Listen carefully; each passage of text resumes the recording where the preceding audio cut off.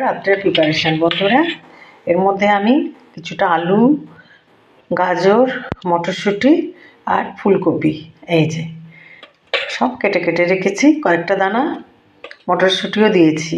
এই যে এখন বাজারে খুব চড়া দাম বন্ধুরা।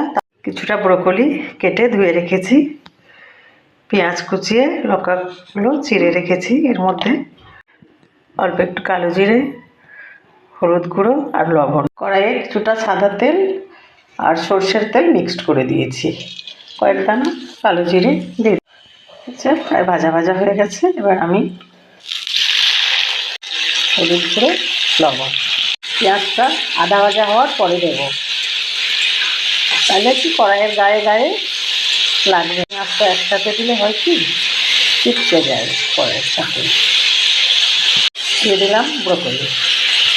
এর মধ্যে কোনো জল দেবো না, একেবারে হালকা হালকা আছে।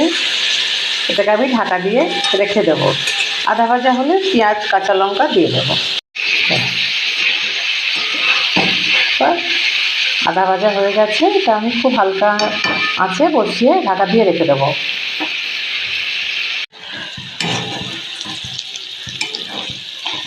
একটার গায়ে আরেকটা লেগে নেই, কি সুন্দর আমার ভাজাগুলো তৈরি হয়ে গেছে আর একেবারে গলে গেছে। এই যে এই আর একটু হলে এটাকে আমি নামিয়ে নেব। এবারে ঝরঝরে আলু ভাজা রেডি হয়ে গেছে আমার। সার্ভ করে ফেললাম, পুরোটাই ভাজাই সার্ভ হয়ে গেছে।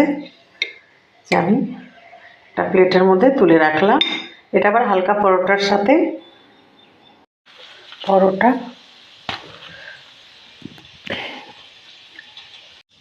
তার সাথে এই ভাজা। পুরো রেসিপিটাই দেখিয়েছি ভাজার।